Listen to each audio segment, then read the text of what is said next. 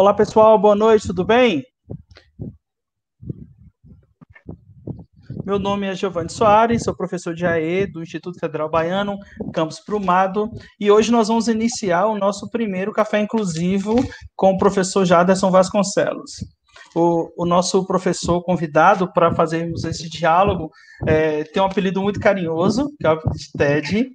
É um professor que apareceu durante a elaboração do curso de AEE, né, o Serviço de Atendimento Educacional Especializado, em contexto de pandemia.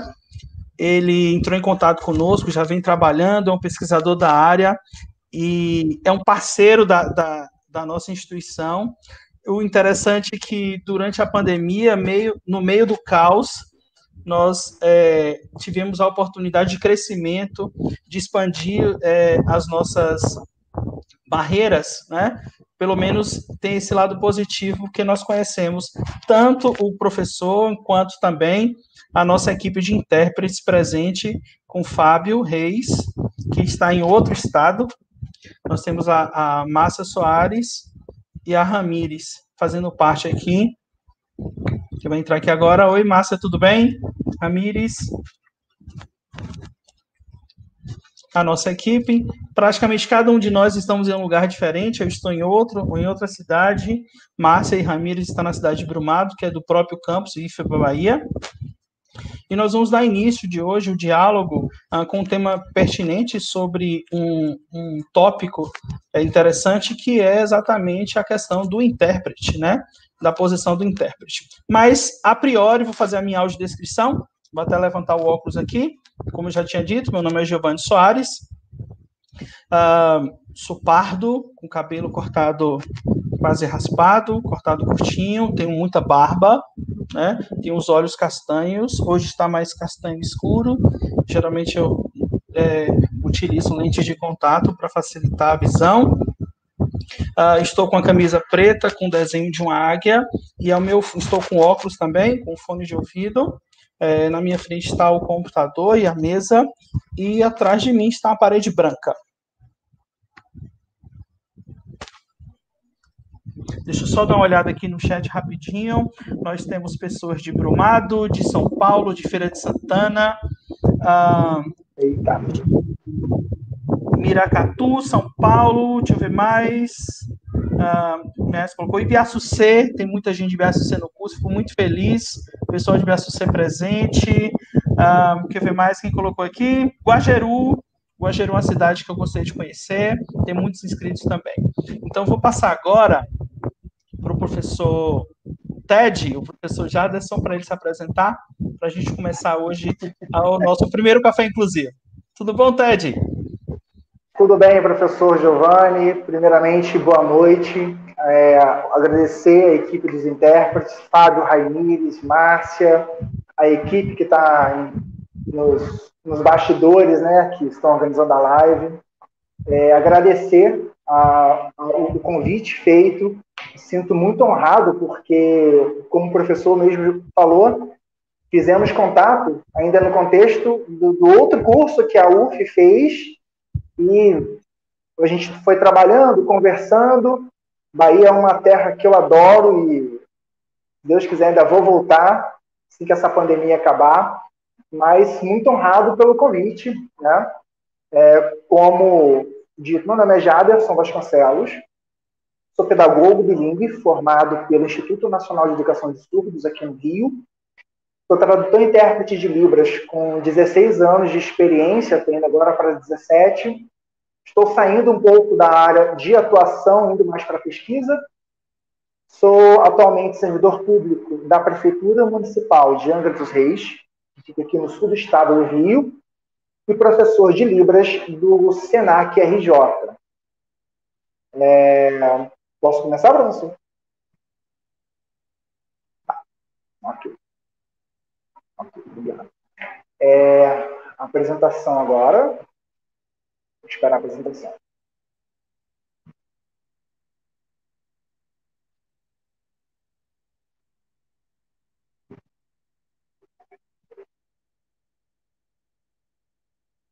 Uma coisa que é importante que o professor falou é que nós temos intérpretes, eu estou aqui no Rio, o Fábio está em São João del Rei, né, em Minas, vocês estão na Bahia, tem pessoal aqui do Rio, e é muito legal essa participação que a gente tem de pessoas de vários estados.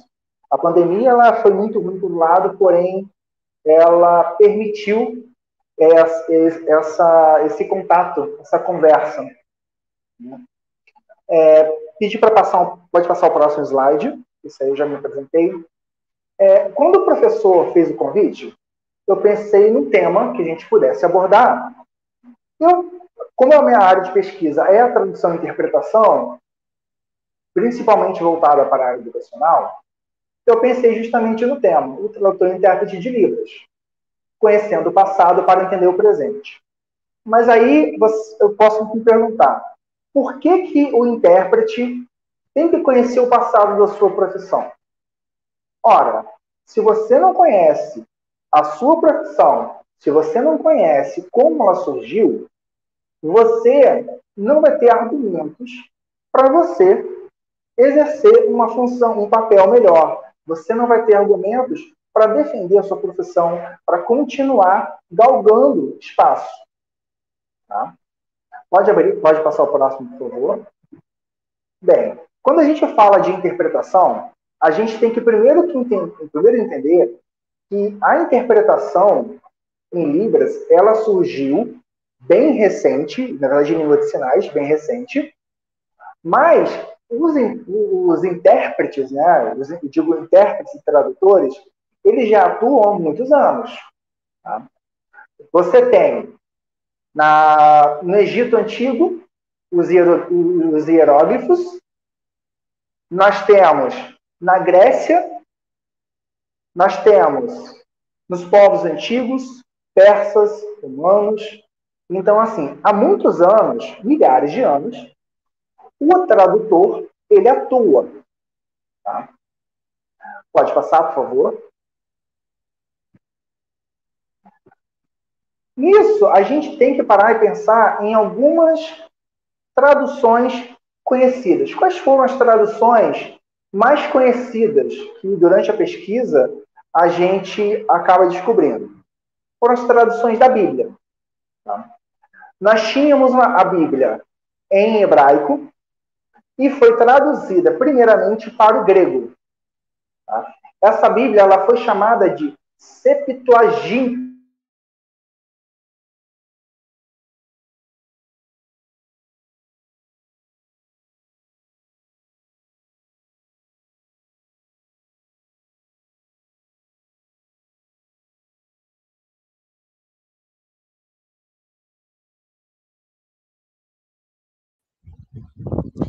Creio que houve um problema na conexão do professor Ted.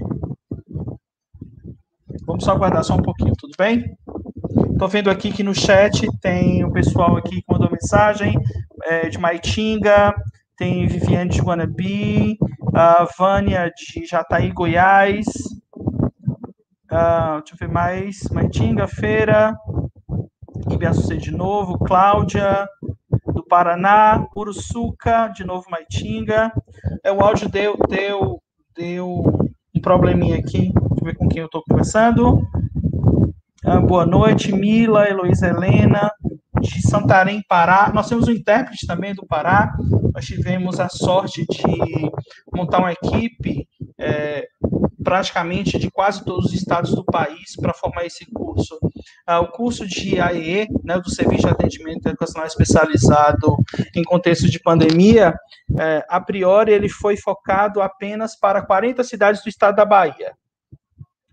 E nós percebemos a demanda de inscrições na primeira semana, que houve uma procura muito grande de outros estados. Daí houve uma reunião com a equipe formadora, com a professora Viviane, a professora Kelly e comigo, encaminhamos um documento, tanto para a reitoria, para poder dar sequência. Então, nós ficamos felizes com essa quantidade de pessoas para até mesmo ampliar o contexto que nós estamos passando de pandemia para os alunos com necessidades específicas. O Ted já voltou, ele vai dar sequência. Eu peço perdão, não sei o que aconteceu, mas, enfim, a minha câmera apagou aqui. Vamos lá. Nós tivemos a Septuaginta, que essa tradução ocorreu entre o século III e o século I a.C. Tá? Pode passar a próxima. Logo após, foi a tradução do grego para o latim. E essa tradução foi chamada de Vetus Latina, que foi no século I depois de Cristo. Por que que essa tradução ela teve uma explicação? Tá? Por quê? Essa tradução ocorreu para o latim porque muitas pessoas, à época, não liam nem o hebraico e nem o grego. Então, essa tradução foi necessária para que as pessoas pudessem ter acesso à Bíblia Sagrada. Tá? Próxima. O que acontece? Quando a gente mais para o século XIV, século XIII, XIV, começam as grandes navegações. E o que acontece? Nessas navegações tem uma característica que é, quando você chega em uma terra, você não sabe qual a língua que você vai encontrar ali. Mas nessas navegações, nós tínhamos a presença dos intérpretes, dos tradutores. Mas é engraçado você pensar que quando você chega numa terra e não tem uma língua, imagina se você não conhece uma língua, essa língua que está ali. Como que seria o papel desse tradutor numa terra que não tem uma língua que é conhecida? Tá? Um exemplo, quando os portugueses chegaram no Brasil, a língua falada aqui era tupi.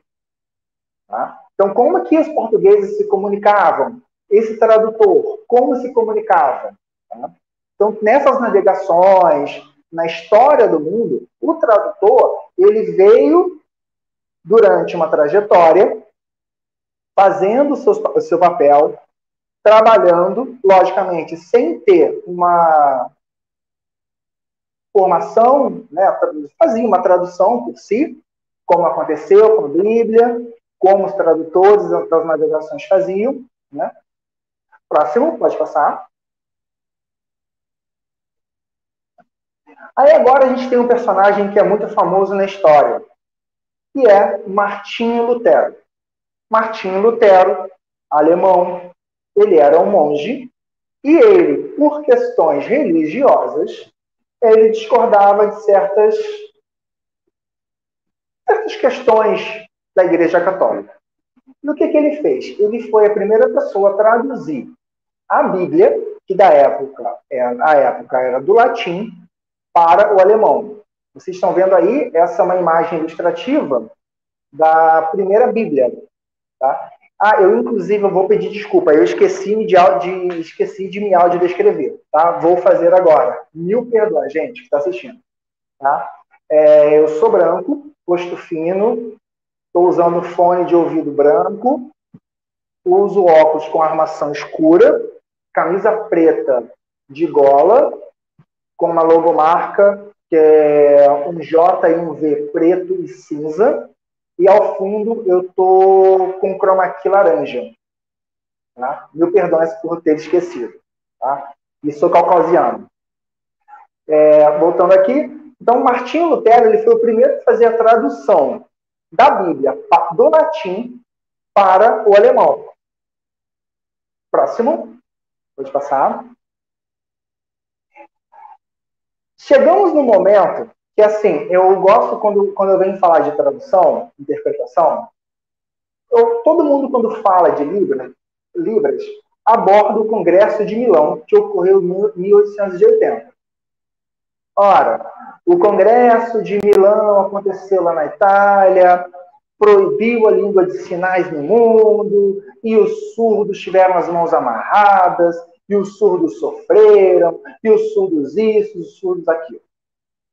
Primeira coisa que a gente tem... E por que eu abordo o Congresso de Milão quando eu falo do tradutor-intérprete? Hoje, quando o intérprete chega na sala de aula, o professor, o intérprete, ele é a pessoa que, abre aspas, domina sobre a língua de sinais, sobre a história, sobre cultura, sobre a atuação. Ponto. Né? Abre aspas. Só que o professor da sala de aula que não conhece sobre a língua de sinais vai perguntar para o intérprete: nossa, mas e a Libras? Como que surgiu? O que aconteceu? Aí o intérprete vai, conhecedor do Congresso de Milão, ele vai pegar e vai falar assim: não, porque em 1880 teve um congresso muito famoso que proibiu a língua de sinais. Proibiu onde? Aí eu pergunto: a pessoa tem que ter um cuidado muito grande quando vai repetir um discurso. Por que eu digo isso? Aí vocês estão vendo uma capa que é de um livro chamado Atas do Congresso de Milão, 1880. Nesse documento, que foi uma publicação do INES, se vocês forem para a página 4, pode passar, por favor? Se vocês forem para a página 4 deste documento, esse documento ele é bilíngue, tá? Ele está em inglês e a tradução em português. Na página 4, vocês vão ter a seguinte frase: considerando a incontestável superioridade da linguagem oral sobre a de sinais na reintegração do surdo-mudo à sociedade, permitindo a mais perfeita aquisição do conhecimento, declara que se deve dar preferência ao método oral. Por que eu destaquei aí na fala, aí nesse texto, preferência está destacado em vermelho? Por que eu destaquei essa fala? Por quê? Se você for pegar esse livro, você vai ler e vai ver que em vários momentos as pessoas dizem sobre proibição da língua de sinais. Porém, o que foi decidido foi que se deve dar preferência ao método oral. Ou seja, a língua de sinais, ela não foi proibida. As línguas de sinais, elas não foram proibidas. Tá? Se você for parar para pensar na história do mundo, você pega vários povos que foram conquistados e a sua língua foi proibida, a língua morreu. Toda língua que é proibida morre. Isso é na história do mundo. Tá? Então, é totalmente equivocado uma pessoa, um intérprete, por exemplo, um professor, chegar e dizer: olha, as línguas de sinais elas foram proibidas no mundo. E por que eu digo isso? Porque, novamente, o intérprete, quando chega na sala de aula, ele é referência não só para o aluno surdo, ele é uma referência para os outros integrantes da escola. Professor, direção, professor de AEE, às vezes, tá? Porque às vezes a gente tem um professor de AEE que não tem uma formação tão específica na área da surdez. É totalmente comum, não é errado, mas às vezes acontece. Tá? Regiões do Brasil, o Brasil é um país continental. E se você for ver, tem região que nem só de recursos tem. Tá? Então, assim, as pessoas repetem um discurso dizendo que as línguas de sinais elas foram proibidas. Tá? Equivocadamente, porque se você for parar para pensar, as línguas de sinais existem até hoje. E toda língua que é proibida, ela morre. Tá? Pode passar. Pois bem, aí eu tenho uma imagem que é uma fonte que está no acervo do INES, lá no Instituto Nacional de Educação de Surdos. Tá? Essa é uma solicitação de intérprete. Ali no título está: o primeiro intérprete. Por que eu estou falando isso? Na minha pesquisa de mestrado, eu pesquisei com 23 professores de 2 escolas. E o meu objetivo foi: eu ia nas escolas, fazia algumas perguntas para eles, e esses professores me faziam perguntas sobre a profissão do intérprete. Eu perguntava para eles quais eram as dúvidas que vocês, docentes, que atuam com um aluno surdo, têm sobre o intérprete de Libras. Entre as várias perguntas, Uma foi bem interessante e que me chamou a atenção que nem eu sabia. Quem foi o primeiro intérprete de Libras? Aí eu parei, depois que eu li o questionário, né, eu olhei assim, gente, que pergunta diferente. É difícil alguém perguntar isso. Pois bem, dentre as muitas pesquisas que fiz, eu fui até o acervo do INES, contei com a colaboração da professora Solange Rocha, que é responsável pelo acervo, é o sinal dela, que é responsável pelo acervo, e ela me apresentou esse documento. Esse documento é o registro mais antigo da participação, da atuação de um intérprete de língua de sinais brasileira. Tá? É interessante você ver nesse documento, esse é um documento público, vocês podem acessar, tá? Que ele coloca, que o delegado, né, que solicita, solicito as necessárias providências no sentido de ser apresentado a esta delegacia,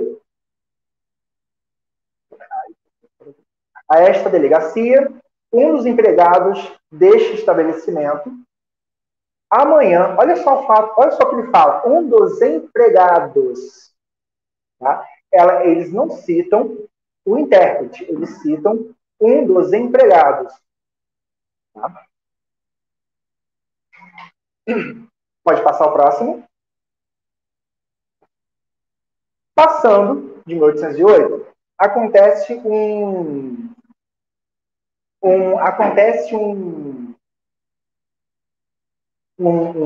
evento no mundo, que é a Segunda Guerra Mundial. A Segunda Guerra Mundial devastou a Europa, né? Hitler ocupou os territórios europeus, devastando tropas, devastando centenas de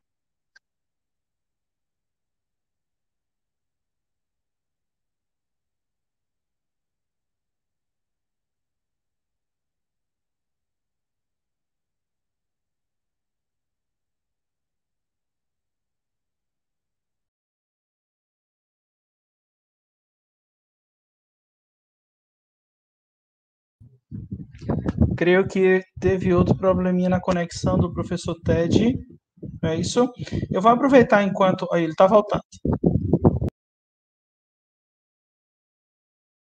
O pessoal do chat, enquanto o professor Ted recupera a conexão, eu estou acompanhando no chat. Assim que terminar a apresentação do professor Ted, eu vou dar alguns esclarecimentos, tirar algumas dúvidas que eu percebo aí durante o chat sobre tanto o café inclusivo quanto ao curso, tá? Antemão, alguém perguntou sobre o material, eu até questionei, o material do curso ou do café? Sobre o curso, durante a inscrição, no processo seletivo, no edital, o edital 06/2020, foi o último edital que a gente lançou para inscritos, creio que poucos não leram o processo seletivo, né? Não leram o edital para o curso.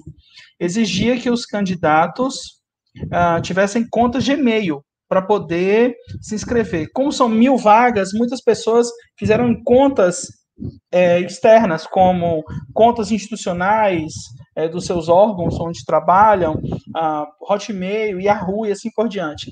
Infelizmente, a plataforma não suporta essas contas, mesmo que elas sejam vinculadas à conta Gmail.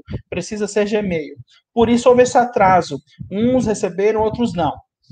Quem ainda não recebeu, teve um prazo, a nossa equipe trabalha de forma ativa e está trabalhando ainda, exatamente entrar em contato com um a um dos inscritos para fazer a substituição no ato da matrícula, voltar, encaminhar a conta. Alguns receberam, quem não recebeu é porque está tudo ok. Tá? Mas infelizmente ainda estamos passando por isso. Muitas inscrições foram canceladas porque não cumpriram os mínimos critérios para o curso, né? Serem servidores públicos ou estarem vinculados a salas de multifuncional ou ter alunos nas salas regulares, né? Encaminhar a declaração ao próprio punho e a conta Gmail. Então, teve um prazo, a gente acabou postergando o envio do caderno de programação, como seriam os cafés, sobre as aulas, enfim. tudo isso houve um atraso e eu peço desculpas em nome da instituição e como membro está à frente desse curso, eu peço desculpas. Foi um atraso, né, sobre essa parte, mas assim que nós regularizarmos, vamos encaminhar para todo mundo o caderno de programação. Como já estava previsto esse café, a gente não poderia adiar, até mesmo por causa dos compromissos que todos têm para execução. Alguns receberam o link para o café. O café é aberto ao público, tá? O professor Tete está voltando aí para dar sequência. Depois a gente conversa mais um pouquinho.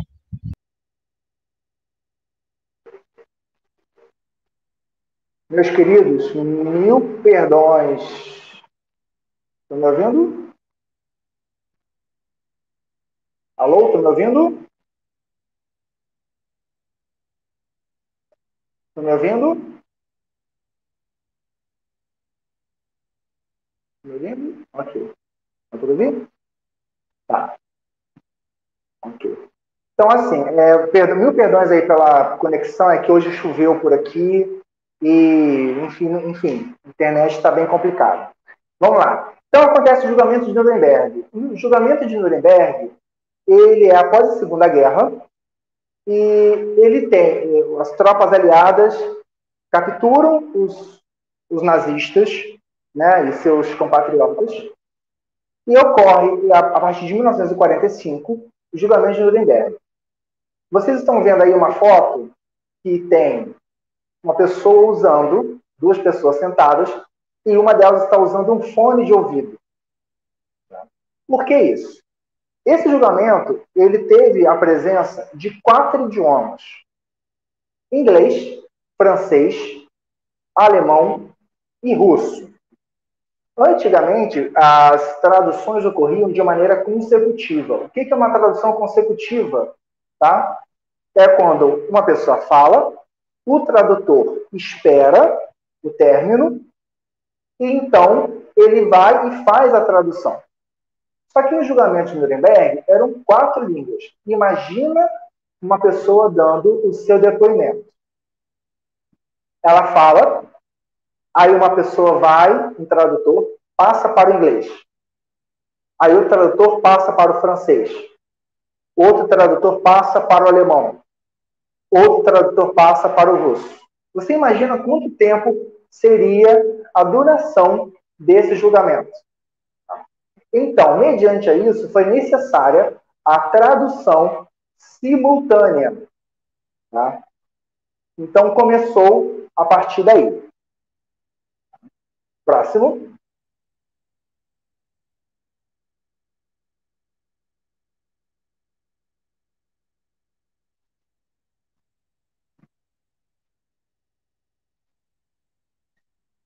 A gente tem, a partir da década de 50, mais especificamente, a partir de 1956, a participação de Danica Seleskovich.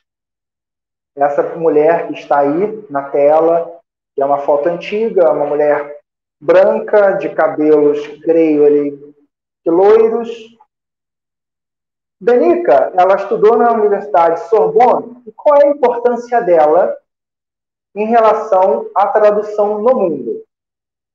Antes da participação de Danica, a formação dos tradutores ocorria muito pautada no ensino do idioma. Ou seja, o tradutor ele era formado levando em consideração o ensino do idioma, não as características de tradução, tá? As características específicas para a tradução. Danica, na Universidade de Sorbonne, na França, ela chega e faz muito pela tradução. Ela muda a forma como o tradutor é formado. E aí sim, ele começa a ser formado, levando em consideração os aspectos linguísticos da tradução. Próximo.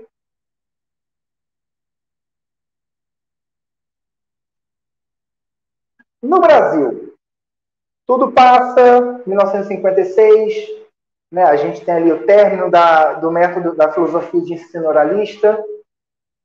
mudando para a comunicação total, muda da comunicação total a partir da década de 90 para o bilinguismo, né? Uma coisa que é interessante, uma informação, é que quando teve a troca da comunicação total para o bilinguismo, os pesquisadores pegaram uma turma de surdos com um professor dando aula em língua de sinais e oralizando, ou seja, na comunicação total. Depois eles gravaram essa aula, tiraram os alunos e depois colocaram os professores para assistirem essas aulas. Só que sem som. Pois é, os professores mesmos que tinham dado a aula não estavam entendendo o que eles estavam sinalizando. Isso aí. Eles perceberam que o método da comunicação total já não era tão eficiente para o ensino. Ou seja, corroborou para uma pesquisa que chegou posteriormente ao que temos hoje, que é o bilinguismo. No Brasil, vou dar 2 exemplos, tá? Mas tem vários outros. No Brasil, algumas instituições que ajudaram na formação, tanto para línguas de sinais, para a formação de intérprete, são FENES, né? FENES, que é a Federação Nacional de Educação de Surdos, e a Associação de Pais e Amigos dos Deficientes Auditivos, que é a APADA. Essas instituições, juntamente com outras, elas trabalharam de forma a dar uma formação, dar um ensino da língua de sinais. Lembrando que o surdo já estudava, né? E o intérprete já estava ali na escola, mas de maneira muito informal. Tá? Não tinha uma profissão reconhecida. A própria língua de sinais não era reconhecida enquanto língua. Tá? Não tinha o decreto 5626. Então, assim, essa atuação, e os intérpretes, isso é um fato, a maioria dos intérpretes hoje, que atuam hoje, eu digo, não os novos, mas os antigos, eles começaram atuando nas instituições religiosas, com a necessidade do surdo na escola, né, com a presença do surdo na escola, o intérprete vai, então, e começa a atuar na escola. Próximo. Nós temos alguns marcos legais que corroboraram para o status que nós temos hoje na profissão. O primeiro deles, né, vocês conhecem, que é a Lei 10.436 de 2002, que reconhece a Libras enquanto língua. Tá? Libras, ela é uma língua, tá? Por favor. A gente ainda escuta hoje professores dizendo a linguagem de Libras. Na minha pesquisa de mestrado, vários professores falavam assim, mas essa linguagem que vocês usam, usavam esse termo. Temos o decreto 5626 de 2005, que aborda a questão da obrigatoriedade do Estado de promover acessibilidade nas instituições de ensino para o indivíduo surdo, o atendimento educacional especializado, o ensino da língua portuguesa como L2, lembrando que a Libras ela não substitui a língua portuguesa. Tá? Temos, após o decreto 5626, a Lei 12.319 de 2010, que regulamenta a profissão do intérprete de Libras. Essa lei ela foi um marco para a gente, porque, como eu disse, antes o intérprete atuava sem nenhuma orientação, sem nenhum código de ética, sem nada que assegurasse a ele algo que dissesse, olha, você é intérprete, você tem direito a isso, você tem direito àquilo, você deve fazer isso, você não deve fazer aquilo. Então, a Lei 12.319, ela veio para assegurar o respeito para a profissão. Tá? A gente tem muito problema hoje em dia, quando a gente chega na escola, a gente vai falar um pouco para frente, mas a lei ela veio, de uma certa forma, garantir uma visibilidade da nossa profissão. Ela veio garantir que nós, intérpretes, pudéssemos chegar na escola e falarmos: nós somos intérpretes. Ok? Estou vendo aqui também, acompanhando no site, no chat, foi exatamente o que eu falei aqui. Linguagem. Libras é uma língua, tá? Não é linguagem. Tá bom? Próximo. Aí, o surdo está na escola, ele tem um intérprete ou não tem um intérprete. Eu coloquei uma imagem, que é uma falda, que ela gritando socorro. Normalmente, é que a maioria dos professores fazem, né? Se sentem, pedem socorro quando tem um surdo na aula, na sala de aula.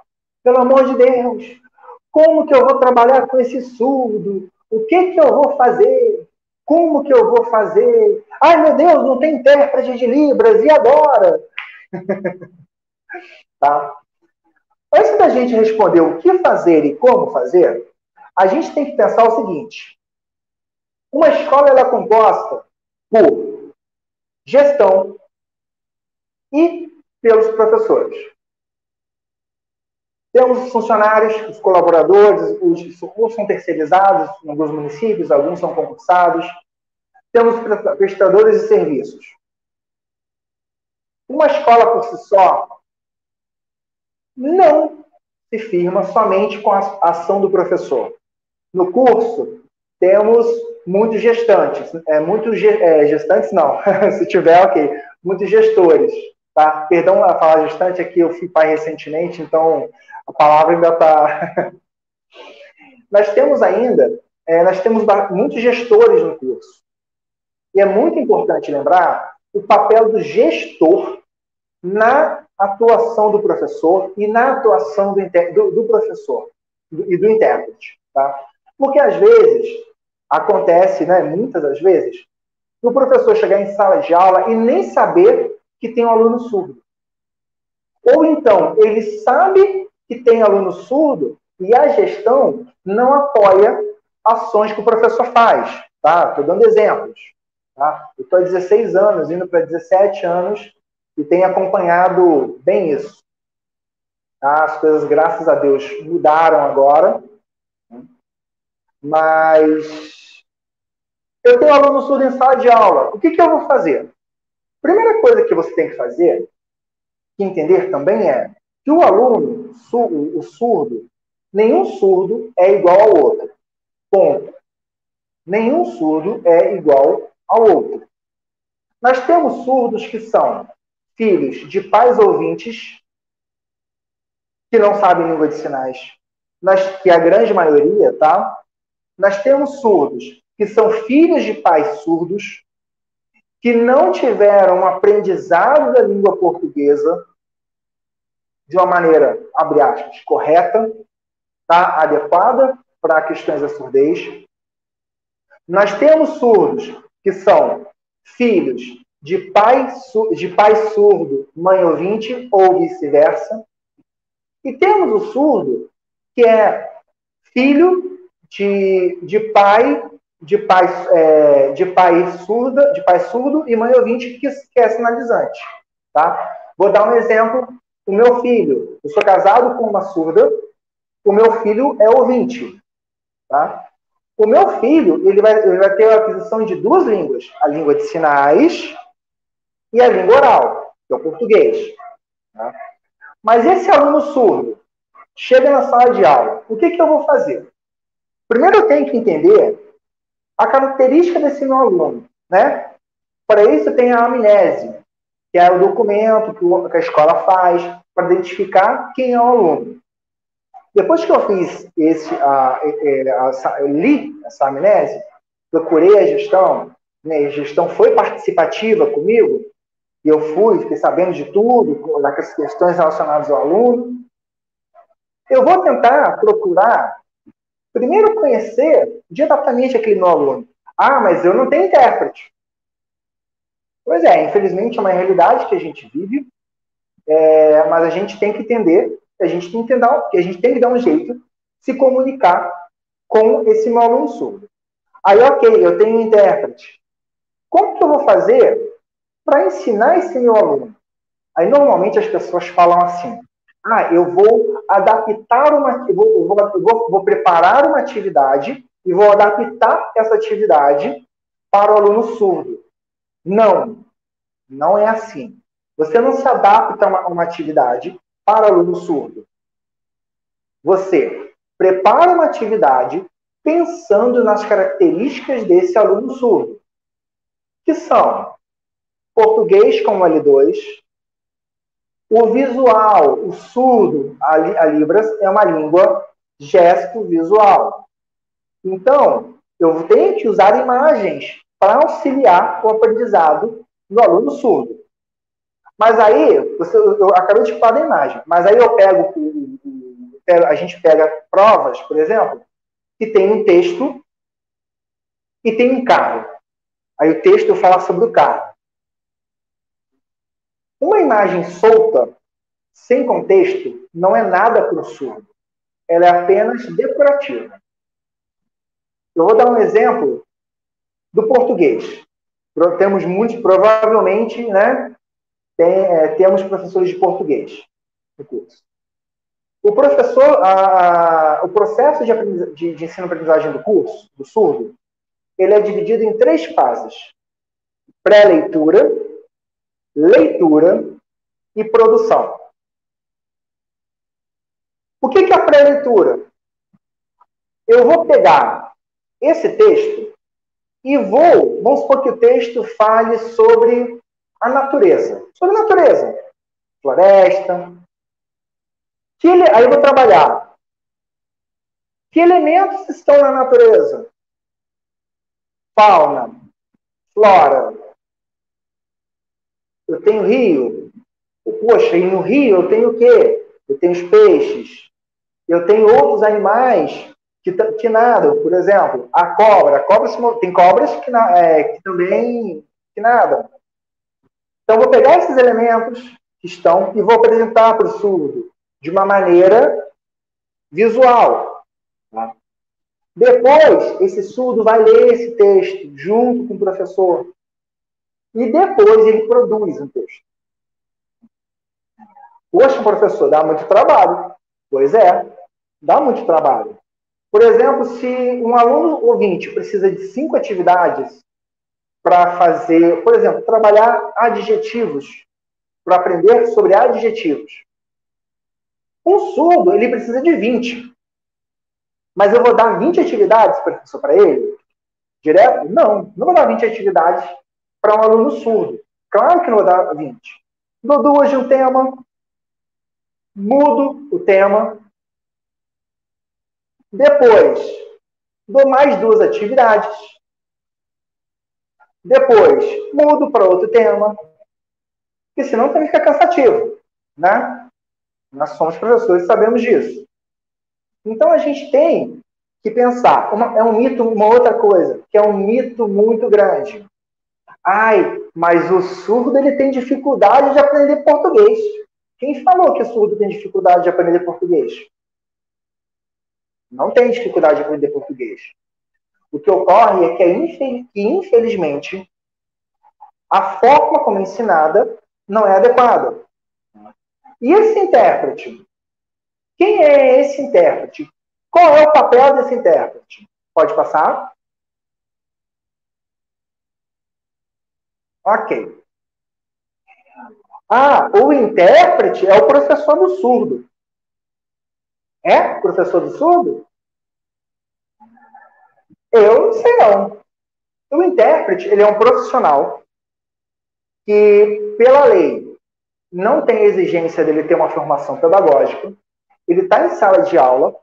Lembrando que, apesar dele ser um integrante da escola, um membro da escola, está presente na sala de aula, tem o professor regente de turma, tá? Eu sou intérprete. O que eu poderia fazer para poder ajudar? Depende.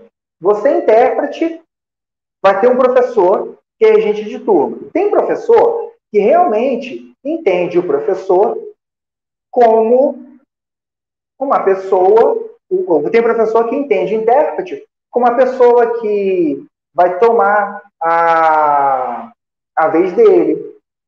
É a pessoa que vai querer opinar. A gente sabe que tem professores assim, mas temos muitos professores que pensam diferente.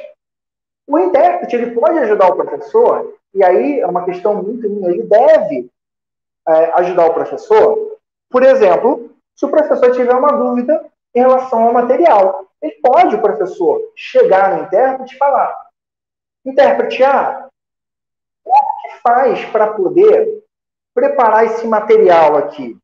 O que você acha que eu posso melhorar nesse material? Vou dar um exemplo muito pertinente. Tem uma professora chamada Rosana Prado. Esse é o sinal dela. Tá? Rosana Prado. Ela é professora do Instituto Nacional de Educação de Surdos, coordenadora do curso de pedagogia e, muito carinhosamente, foi minha orientadora do mestrado.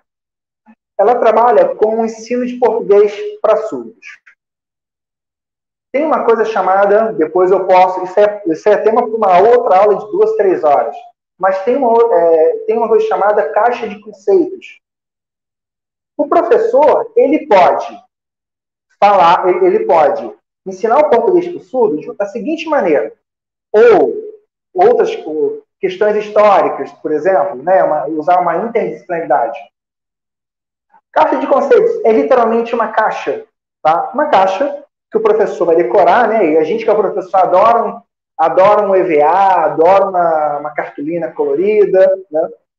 Ele vai pegar uma caixa, pegar envelopes de carta, recortar palavras inteiras e vai pegar imagens e vai trabalhar com palavra e imagem. Lembrando que a palavra escrita para o surdo, ela é um símbolo gráfico para ele. Ela é uma imagem. Tá? E qual é o maior, às vezes, um erro que as pessoas cometem, né? Os professores cometem? Eles querem ensinar o português para o surdo da mesma forma que ensina para o ouvinte. Para o ouvinte, a gente usa a fonética. A gente fala casa, C-A-S-A. Casa. Carro. Para o surdo, é tudo junto. É um elemento só. Tá?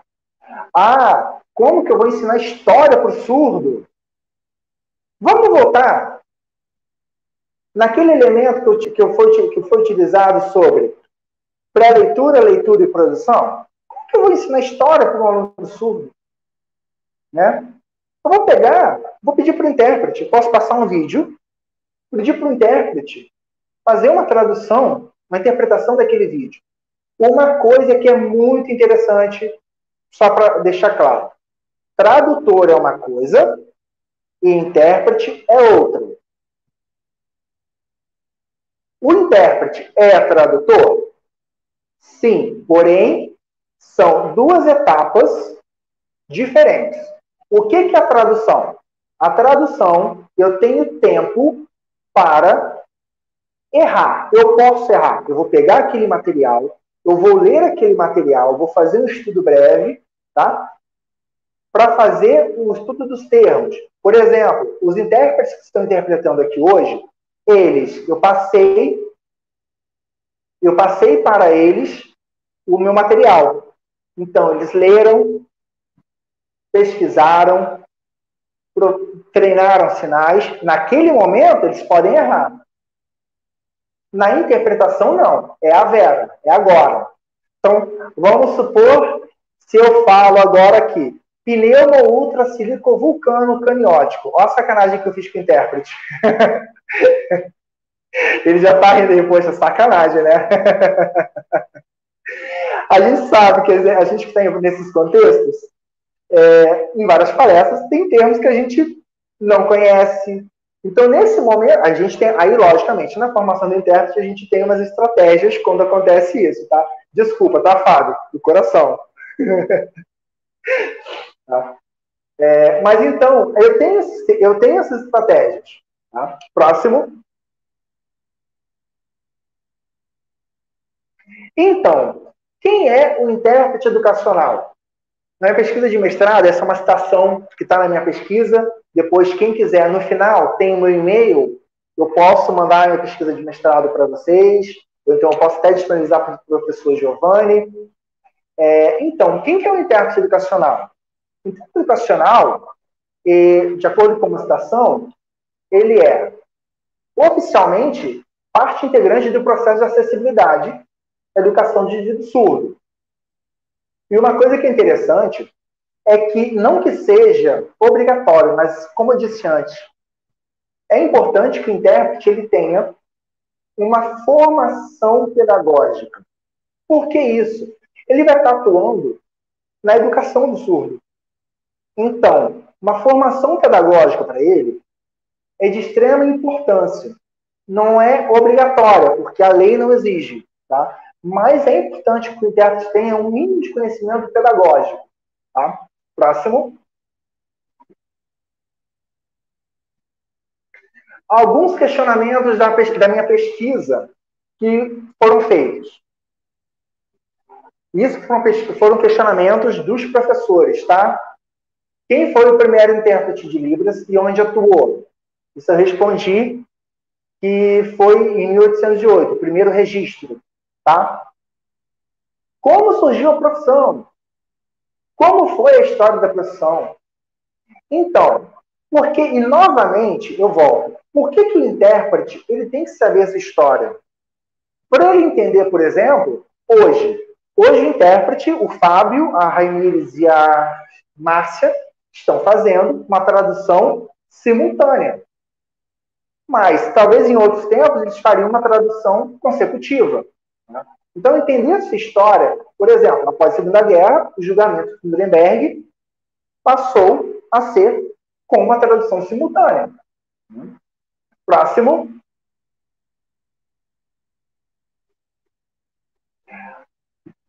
Entre os temas, nós temos algumas perguntas, né, para o professor surdo, para os professores nas escolas, e perguntei quem era para eles o intérprete.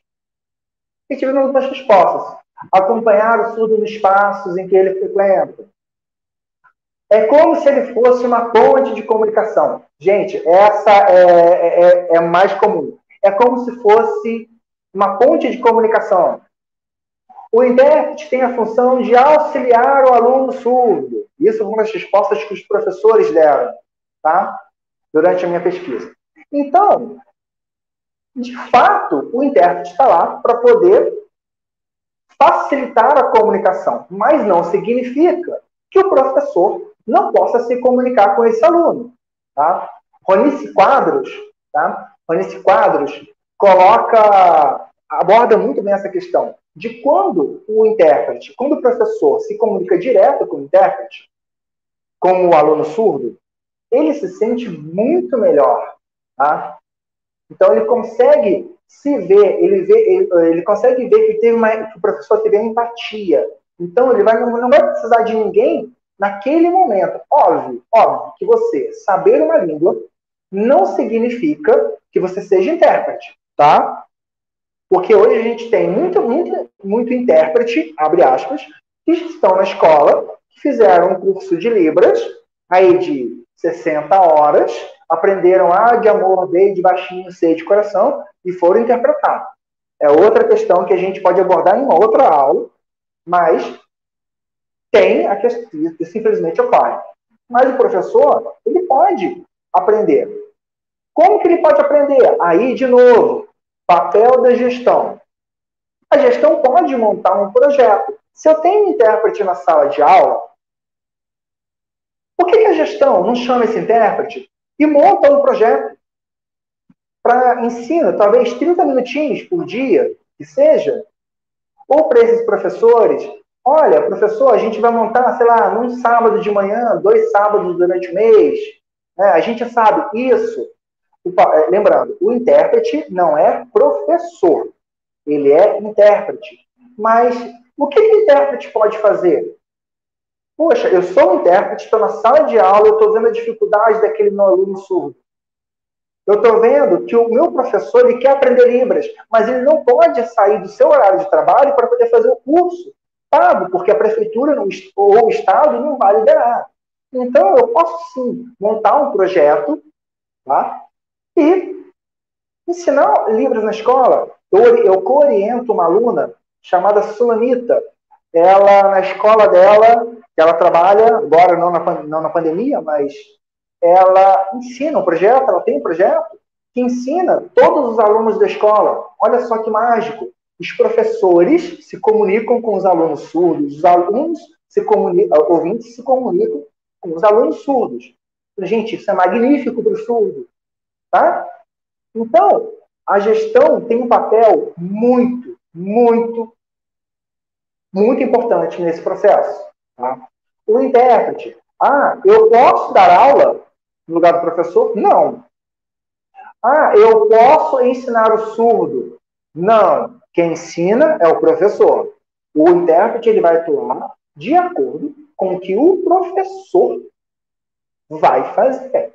O intérprete, isso é muito importante, isso está nas questões, no nosso código de ética, ele vai atuar de maneira imparcial. Ele não pode dar sua opinião.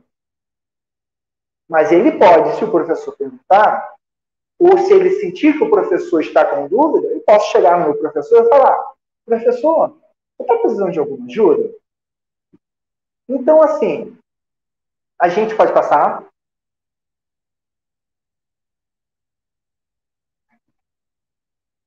Então, né, qual é o papel?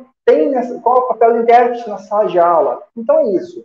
É ele passar o que o professor está falando, ele estar nos momentos com surdos, né? Mas não só isso. O intérprete educacional, né, uma vez eu participei de uma reunião que a pessoa falou, mas as definições, né, do papel do intérprete não é definido. Sim, ainda não. Você vê, a legislação vai fazer 11 anos agora. A lei é de 2010. É uma lei recente, se você for levar em consideração. Né? Nós tivemos uma participação maior agora, com uma visibilidade dos intérpretes na mídia, né? Mas é uma profissão recente. Então, a nossa profissão ainda é bem nova para muitos professores. Tá? Então, eu já fui, para vocês terem ideia, eu já fui expulso de sala de aula por professor. Várias vezes. Várias escolas que eu já trabalhei. Na hora de prova, professor achar que intérprete dá cola para aluno. Né? Porque, o intérprete está passando a cola. Gente, por que eu vou passar uma cola para o aluno surdo? Pelo amor de Deus. Tá? Então, assim, pode passar. Antes de terminar, eu queria muito que a gente, uma das principais lições que a gente tem que levar disso é o intérprete não é inimigo do professor. O professor não é inimigo do intérprete.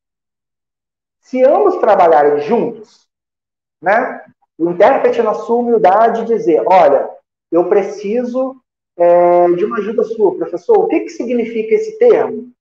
Você pode me explicar? Ou, ao contrário, o professor fala, olha, intérprete X, por que o surdo tem essa X dificuldade? Por exemplo, em aprender o português. Aí o intérprete agora vai dizer, olha, o professor, o surdo não tem dificuldade de aprender em português. É só uma questão de uma maneira de ensinar. E aí a gente pode trabalhar, entendeu? Nós temos surdos, a Jéssica Gomes está colocando, nós temos surdos que ainda não dominam a língua de sinais. Tá? Verdade, a gente tem surdos que não dominam a língua de sinais. Isso é uma dificuldade para o intérprete, porque às vezes ele vai interpretar numa sala para um surdo que não tem língua de sinais. E aí ele faz o quê? Aí, muitas das vezes, ele acaba sendo o professor do surdo. Tá? Aí no link tem para finalizar, eu tenho aí o meu e-mail para vocês entrarem em contato, posso mandar pesquisa, e tem o link para download dessa minha apresentação. Agradeço o professor Giovanni, agradeço os intérpretes, a presença de todos no chat e espero que tenham gostado. Obrigado você, Ted. Tem muitas perguntas, ou melhor, tem vários comentários. Eu fiz alguns estão aparecendo na tela, tem alguns que eu vou ressaltar aqui, porque eu achei bastante. Um deles é o de Cidinha Farias. Eu pontuei, vou fazer essas colocações, só fazer uma pequena observação. A questão do intérprete na sala de aula, o que eu percebo é que, às vezes, quando o professor conhece o intérprete, e sabe o conhecimento que ele tem sobre uma determinada área, ou quando tem uma formação específica, né? Quando o intérprete é professor de uma disciplina, como é o meu caso, é o seu, e de outros intérpretes, há esse embate como se nós estivéssemos lá como fiscais da aula. Exato. Você falou do projeto da aluna, o meu projeto foi da mesma forma. Eu sempre quando eu chego na escola, fiz isso em algumas escolas na cidade de Brumado, quando o aluno chega, eu fiz em outra cidade onde eu fui professor, quando a gente encontra o aluno surdo na escola, antes do aluno ir para a escola, tem todo um preparo, tanto com os professores quanto os alunos, principalmente com a turma específica, a gente conversa com os alunos, faz um trabalho mais minucioso, com alguns sinais específicos, né? Para quando o aluno surdo chega, ele fica num ambiente mais salutar e que ele se adapta mais rápido. O mais interessante é que os alunos aprendem muito rápido. Eu creio que o professor regente da sala de aula, ele precisa ter esse olhar diferenciado, mas isso é uma construção muito difícil, porque o professor sempre vai colocar algum questionamento sobre a sua rotina, sobre o seu trabalho, quando ele coloca a responsabilidade toda no intérprete. Né? Essa questão que você falou é primordial. E eu creio que durante a pandemia isso ficou muito mais evidente o trabalho do intérprete. Todos os meus embates, os meus questionamentos, que o intérprete não é um trabalho de voluntário ou de caridade, porque são anos de investimento, são anos de estudo, mesmo que eles tenham uma ligação com um vínculo religioso, mas ali algo complementar a sua vida. Não é o intérprete é profissão. Se ele está na escola, se ele está no hospital, se ele está numa clínica, ele é profissional. Eu creio que a pandemia deixou isso muito bem claro quando começou a corrida para os intérpretes. Eu sempre falo, eu não trabalho com interpretação, mesmo tendo todo o conhecimento, eu prefiro ficar no stand-by do lado da alfabetização de surdos. Conheço o trabalho, eu tiro o chapéu para os meninos, porque o que eles enfrentam na sala de aula, como você pontuou perfeitamente bem, não é fácil. Você falou de uma forma muito majestosa, porque quem está colocando no chat colocou as dificuldades, que eu vou fazer alguns apontamentos agora, tá? Deixa eu só fazer a questão de Mariluze, que ela tem um pai surdo, né? Tem a dificuldade o pai dela tem a dificuldade de não aceitar a língua de sinais, que ela colocou um ponto interessante, que ela colocou aqui que tem alunos surdos na sala de aula com paralisia cerebral. É aquela coisa, a gente que trabalha com inclusão nunca pode pensar no aluno dentro de uma caixinha só, né? O aluno ele pode ter a surdez e outra deficiência, pode ser autista, pode ter outro impedimento. Então a gente tem que trabalhar com um campo muito amplo, por isso que a gente trabalha na questão do AEE. Tem outra colocação aqui, ó. Sou intérprete dos professores da sala de aula, onde trabalho, sempre me pedem dicas de como trabalhar os conteúdos com os alunos surdos. Eu posso fazer um comentário rapidinho, professor Giovanni? A palavra é sua. Sobre isso que você falou, professor, sobre o intérprete, sobre o surdo com paralisia cerebral. Uma vez, eu interpretava numa escola, o surdo passou uma pegadinha em mim, que eu me senti assim, tão enganada, mas tão enganada. Porque assim, o surdo, eu já estava há 4 meses com ele. E eu achava, ele era um surdo PC. E eu achei que ele não sabia ler. Porque ele não fazia nada. Não copiava, assim, copiava muito pouco, mas não queria fazer muitas coisas. Ok.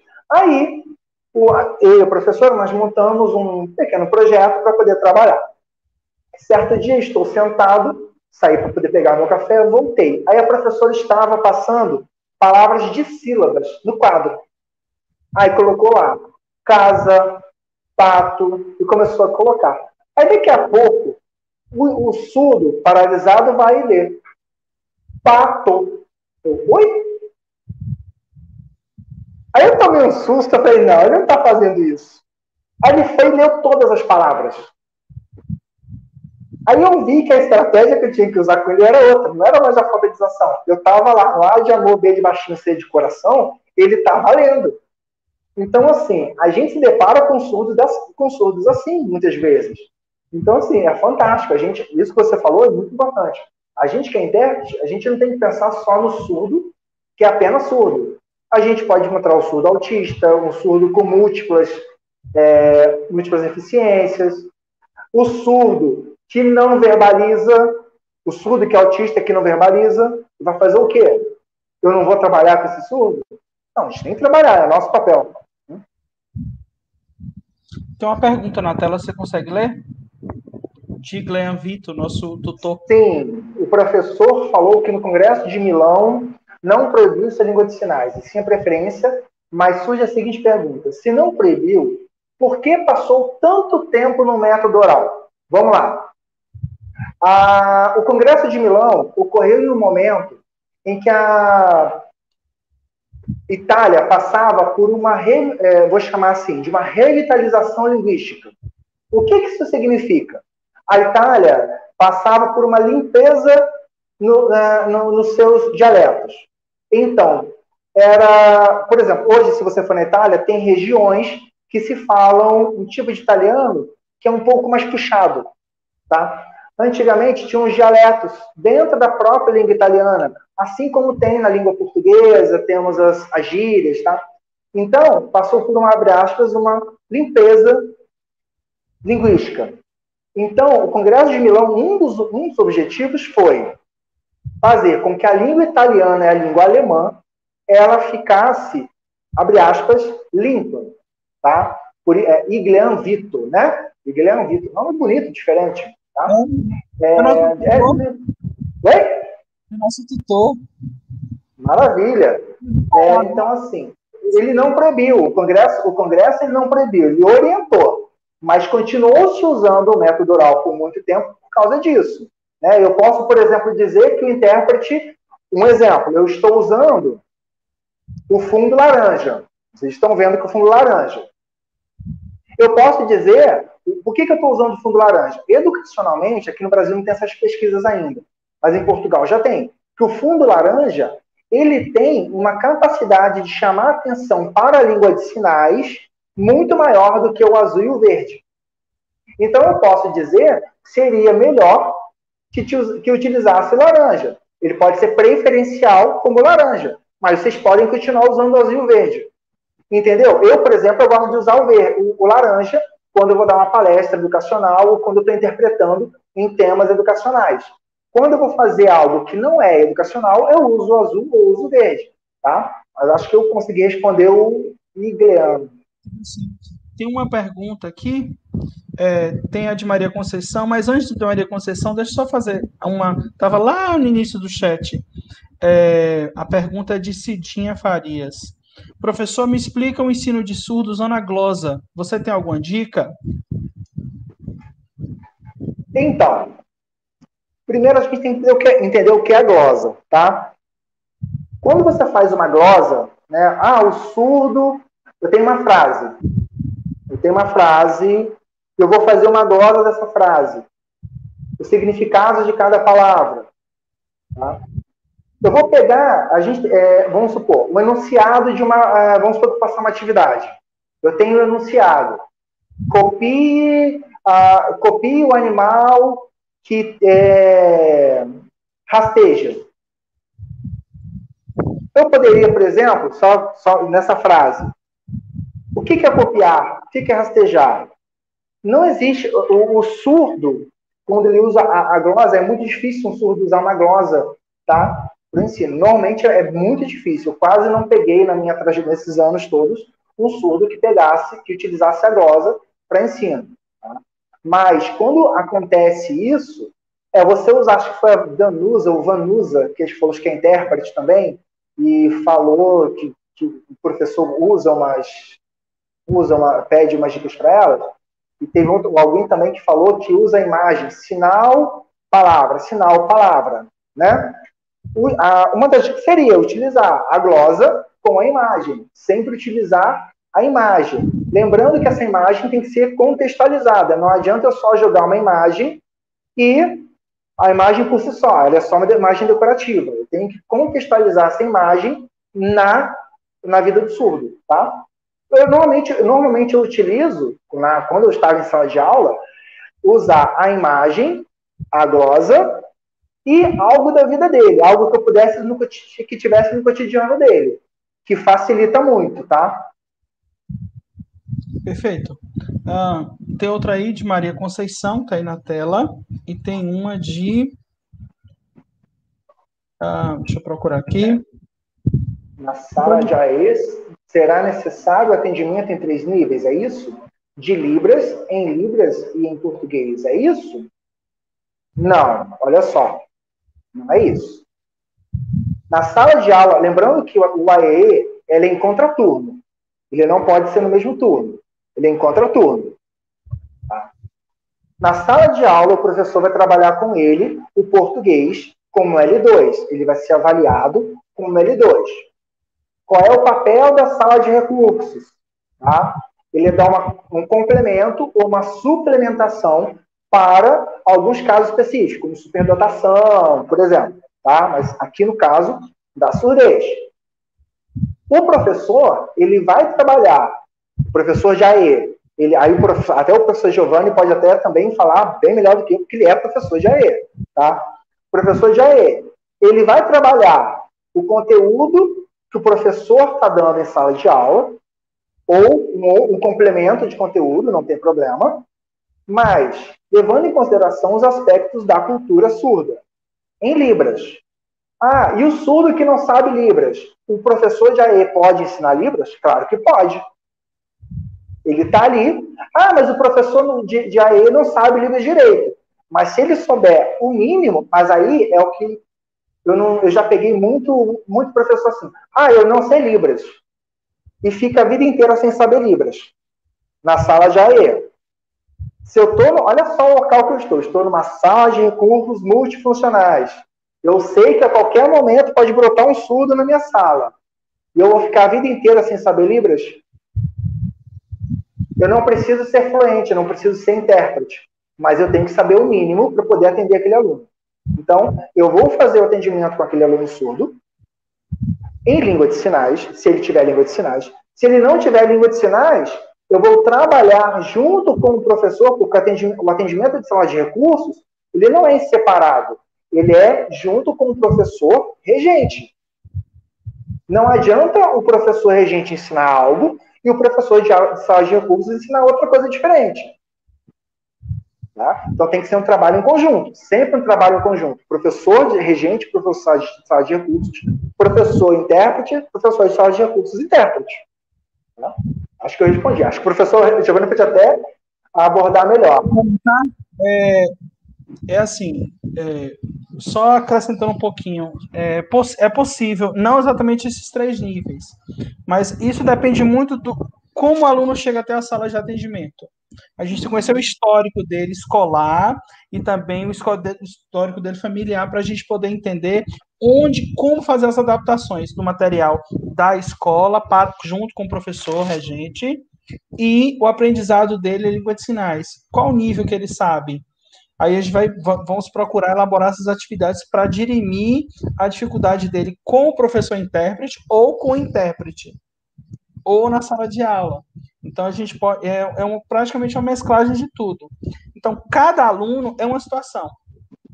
O AEE não tem receita de bolo, não tem livro, a Bíblia é isso. Não, cada aluno é uma dificuldade. Só um exemplo. Nós temos aluno na rede federal agora, e ele tem pouco conhecimento da língua de sinais. Creio que a intérprete Márcia pôde acompanhar um período quando ela esteve lá. E ele não conhece a língua de sinais, ele tem um conhecimento bem limitado. Qual foi o nosso trabalho? Exatamente apresentar a língua de sinais para ele. Mas foi focado só no curso.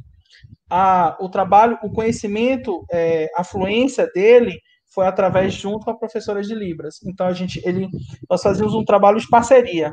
Ele fazia o acompanhamento comigo de alguns sinais específicos para a aula e um conhecimento sobre a cultura surda e alguns sinais gramaticais, até minha estruturação de gramática, mas ele tinha aula de Libras também com a professora regular do curso. Esse é um caso específico. Outros alunos vão para a sala de atendimento com outro foco, só para o curso, como a gente trabalha na rede federal, que é curso técnico, então os sinais são todos agrupados. Então a gente vai trabalhar exatamente aquela necessidade para diminuir a barreira dele do aprendizado. Teve uma pergunta anterior que saiu da tela,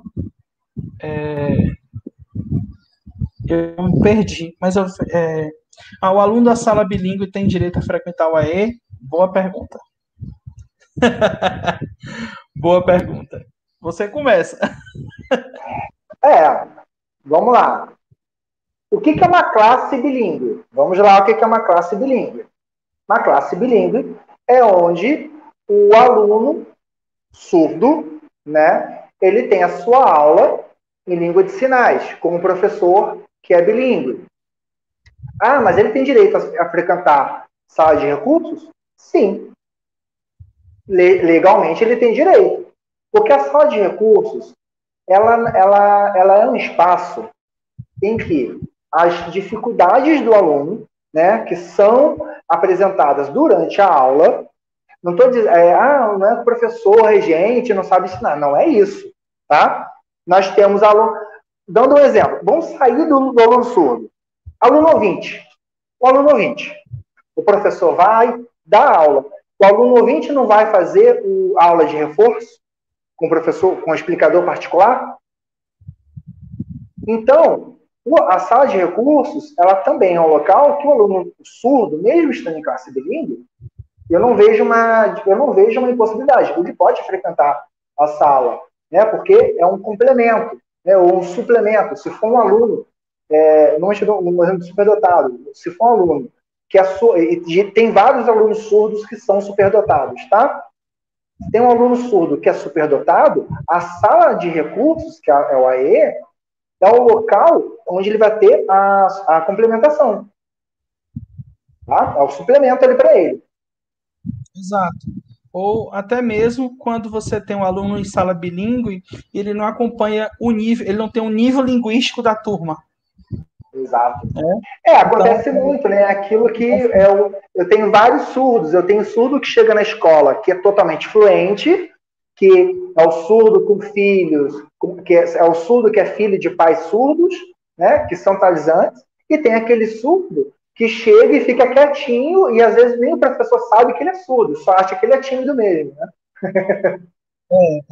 A questão da deficiência sem marca, o professor tem essa dificuldade. Tem uma frase aqui muito interessante: professor que é professor tem que ser pesquisador. Cabe a nós, professores, atualizarmos. Isso aqui é uma coisa, eu acho que Ted concorda comigo, o professor não precisa ser fluente, ele até comentou. O professor não precisa ser fluente, mas só ele saber o mínimo, dar um oi, um bom dia, uma boa tarde, tudo bem, tá difícil, tá entendendo? O surdo fica muito feliz, porque ele sabe que mesmo que ele está olhando para o intérprete, às vezes 100% olhando para o intérprete, e faz a comparação, quando o professor interage, primeiro já a sala já é segregada, porque fica o intérprete aqui, o aluno, e a sala para o outro lado. Tudo bem, é uma questão mesmo de agrupamento, mas quando o professor chega e olha para ele, porque às vezes o professor passa direto, esquece que aquele aluno pertence àquele grupo. Então, a desigualdade já começa nesse âmbito.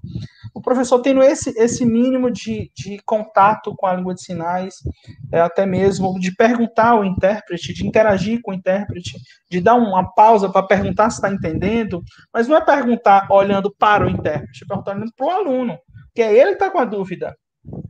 São coisas tão simples do nosso dia a dia que diminuem tantos problemas de aprendizado. Tem uma Exato. pergunta sobre uma aluna de Letras Libras. Só voltar aqui rapidinho, tá? É de Lúcia Vitorassi. Como trabalhar com alunos com surdo e cegueira ou surdo com baixa visão na graduação, licenciatura Letras Português? Ela agradece as contribuições. Tá. Vamos lá. A gente primeiro tem que ver que o surdo cego não é um surdo que é cego ou um cego que é surdo. Ele é surdo cego. Ele é uma característica única. Tá? Aí eu tenho um aluno que é surdo cego e tenho um aluno que tem baixa visão. No INES, tem um aluno que, se eu não me engano, até se formou agora. Ele é surdo cego e ele está se formando agora, acho que até se formou. É totalmente independente, mas ele tem os 3 guia intérpretes que atuam com ele em sala de aula e o conteúdo para ele é todo, tem ali na língua de sinais, e ele tem, no caso desse aluno específico, tá? Ele tem outras estratégias de ensino. Tá? Ele tem as aulas com professores que vão, às vezes, quando tem uma dificuldade maior, explica. Tá? Eu estou colocando o INES como referência porque é o Instituto Nacional de Surdos e é onde eu tenho onde foi a minha formação e eu pude acompanhar isso. Tá? Então, o aluno vai ter uma explicação com o professor, você vai fazer. Uma coisa que a gente tem que tomar muito cuidado, tá? Não lembro qual é o nome da menina que perguntou, professor? A pergunta anterior, só um minuto, tá? Não tem problema não. Se não contar, não tem problema não. Uma coisa que a gente tem que tomar cuidado é que, às vezes, quando a gente tenta ajudar demais, a gente acaba excluindo. Tá? Eu tenho que fazer meu papel de professor, eu tenho que dar subsídios para aquele aluno se desenvolver, mas eu tenho que tomar cuidado para eu não tratar aquele aluno como diferente. Ele não é diferente. Ele tem a mesma necessidade educacional. Porém, é de uma outra forma que ele vai aprender. Ele tem dificuldade para aprender? Tem, como um aluno ouvinte. Mas vai ser de uma outra forma. Tá? Eu posso montar, no caso de um aluno surdo cego, tá? Eu posso montar aulas reduzidas, porque aí eu tenho outras questões ouvidas. O guia intérprete. O tempo de atuação do guia intérprete. Tá? Eu sou guia intérprete também, não atuo mais também, mas é um trabalho totalmente exaustivo, porque as meninas agora, quem está é a Márcia, se eu não me engano. Raimires agora está interpretando. Eu estou falando, ela está interpretando. Está escutando, fazendo a conexão, passando para a língua de sinais, simultâneo. Na minha interpretação, é diferente. Eu tenho todo o trabalho físico, com o peso da mão do surdo cego na minha mão. Tá? Então, é aquilo. Cada surdo é um surdo, nenhum surdo é igual. E no caso do surdo cego não é diferente. Eu vou lá e vou conhecer quem é esse meu aluno, qual é o conhecimento linguístico dele, em relação à cegueira que ele tem, qual é a forma. Ele reconhece cores, ele é um cego ele é um surdo cego de nascença, ele era surdo e depois ficou cego, porque tem surdo, eu conheço um surdo cego que ele era surdo e com o passar dos anos ele foi perdendo a visão e perdeu total hoje. Então hoje ele é um surdo cego. Então, mas ele reconhece cor. Então, se eu conversando com ele, eu disse, nossa, ó, camisa bonita, vermelha, eu fazendo na mão dele. Ele, se eu fizer esse vermelho, ele vai reconhecer na sua memória visual. Então, eu tenho que saber quem é esse meu aluno. Tá? Não, é como na sala de recursos, não existe uma receita de bolo, não existe uma fórmula mágica. Cada aluno é um aluno. Tá? Assim na escola como na graduação. Tinha uma pergunta de Cremilton, ele perguntava qual a quantidade mínima da comunidade surda para inserir uma escola bilíngue na cidade. Deixa eu só fazer um comentário. Por favor. Qual a quantidade? Primeiro, a comunidade surda não tem quantidade mínima. Nós, surdos, nos agrupamos de acordo com a necessidade, né? O povo surdo e a comunidade surda tem uma diferençazinha básica aí. Isso rende uma aula inteira, horas de conversa. Primeiro, os surdos têm que aceitar. Primeiro, criar uma escola bilíngue, precisa saber se a comunidade surda e se o povo surdo concorda com o ensino bilíngue, porque cada grupo tem sua crença. Né? Não sei se Ted concorda com o ensino bilíngue, com escolas especializadas, separada da escola regular, né? Porque tem surdos que não aceitam, que querem estar na sala regular, sim, quer ter o atendimento, sim, e quer viver na sua comunidade, na sua plenitude. Eles não acreditam, pelo menos os grupos que eu conheço, eles não concordam com a escola bilíngue. Então, essa quantidade mínima, isso é muito relativo. Né? Eu percebo que a maioria dos surdos que eu conheço, eles não concordam com esse tipo de estrutura. Eles querem estar na escola regular por direito, por lei, e permanecer ali por um espaço, como a gente fala, ter o lugar de fala e estarem presentes na sociedade, porque eles pertencem a esse grupo, eles querem estar visíveis, querem reivindicar o seu direito como qualquer outra pessoa. Então, essas discussões são muito polêmicas. Outros surdos concordam com a escola bilíngue, pais concordam. Então, isso depende muito da cidade, do grupo pertencente à comunidade surda. A comunidade surda, infelizmente, a maioria das comunidades surdas, quem decide é o ouvinte, é o pai que decide, não os surdos que pensam que o povo surdo só são eles. Primeiro a gente tem que ouvir o povo surdo. Né, o povo surdo dentro da comunidade, assim abrir a discussão. Quando eu vejo uma comunidade surda que quem pensa é o ouvinte, não é a comunidade surda. Eu tenho uma visão bem quando vamos discutir com os meninos, eu não falo nada, nada. Eles que decidem, eu só falo amém. Sim, você está certo, mais ou menos, precisa organizar melhor, pronto. Eu não decido nada, eu não falo nada, porque, aqui não sabe, aqui não entende. Eu dou uma de, tira o corpo fora, porque eles precisam ter o seu lugar de fala, se ter uma marca social ali.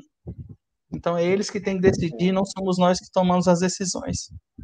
Um exemplo, eu vou sair da sala de aula e vou para a interpretação, tá?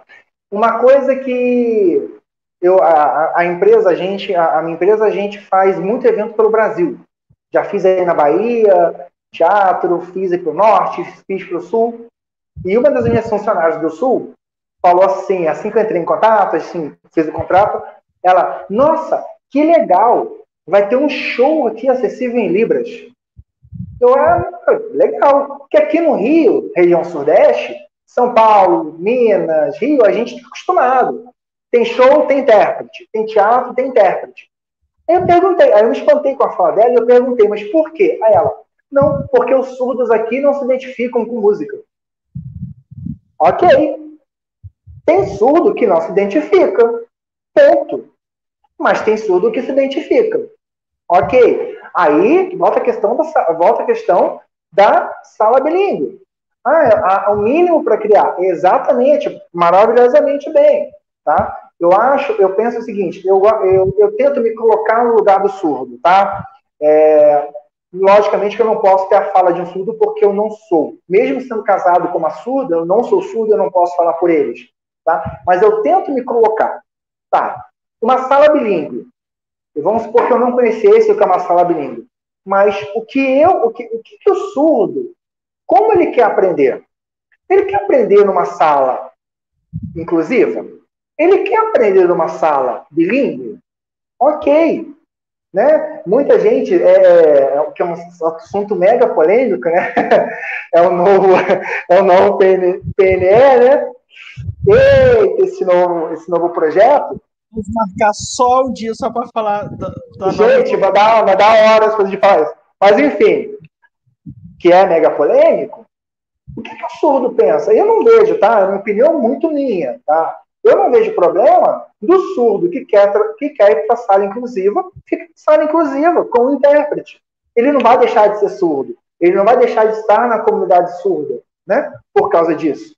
Né? Lembrando que a comunidade surda ela é composta por ouvintes sinalizantes, intérpretes, professores que sabem língua de sinais, A partir do momento que você sabe, você sinaliza, você está inserido numa comunidade surda porque você compartilha língua, tá?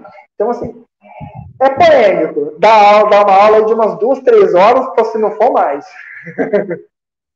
Tem uma pergunta aqui que é de Daniela Vidal. Ela colocou aqui para a gente. Sou pedagoga e trabalho numa universidade privada. Tem um estudante do curso de odontologia que foi oralizado e não conhece Libras. A rotina de aulas virtuais tem sido desafiadoras. Gostaria de dicas. Eita, vamos lá. O surdo não tem a língua de sinais. Aí entra naquela questão que eu falei. Às vezes o surdo está em sala de aula, ele é filho de pais ouvintes, tem uma aquisição de língua de sinais tardia. Tá? Com esse contexto de pandemia, nas aulas virtuais, a gente tem um problema que a câmera... Eu estou falando aqui, aí daqui a pouco eu estou assim, travado. Aí quando eu volto, eu estou mexendo, pronto. O surdo que é oralizado perde. Tá? Tem alguns programas que depende muito da plataforma que você vai usar, tá? Eu não sei qual é a plataforma que você vai usar, mas pelo StreamYard tem como fazer, pelo Google Meet tem como fazer. Tem um programa, depois eu posso até mandar para vocês compartilhar. Eu não estou lembrando o nome agora, eu tenho no computador. Que você está no StreamYard, você pega a tela da internet, coloca um pouco mais para cima, aí você abre esse programa, tudo que você fala automaticamente é reconhecido por esse programa e é criada uma legenda, tá? Que é diferente, por exemplo, do YouTube, que é aquela legenda automática que às vezes gera alguns erros, tá? Então tem esse programa. É uma estratégia. Agora, é um mega desafio, porque às vezes a internet está ruim. Eu, por exemplo, hoje caí 2 vezes na internet. Aí volta, aí perde assunto, né?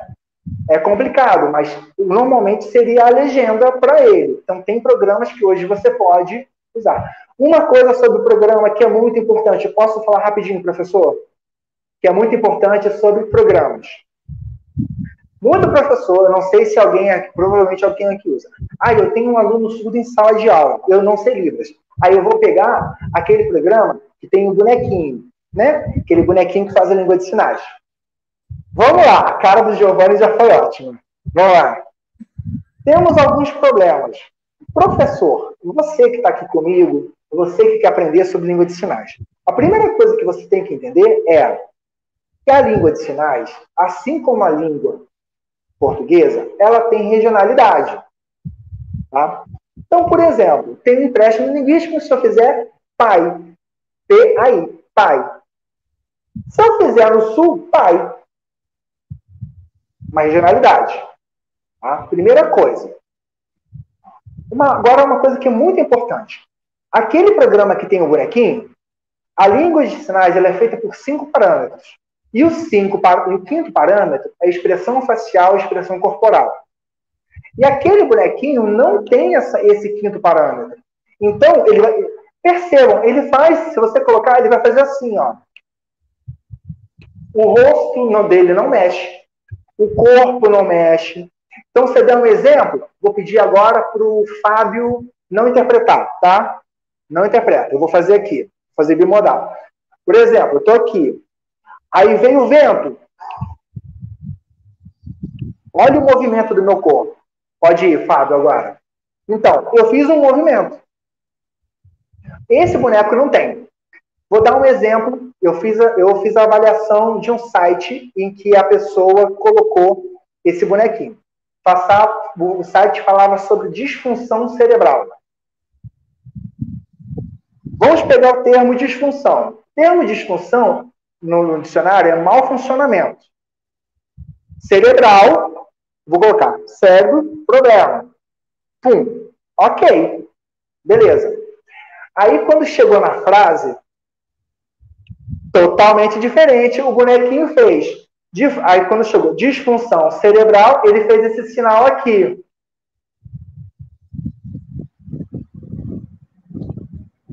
Ele ligou como se fosse disfunção erétil. Porque o contexto dele... Olha só como que foi. Aí eu fiz as anotações, passei.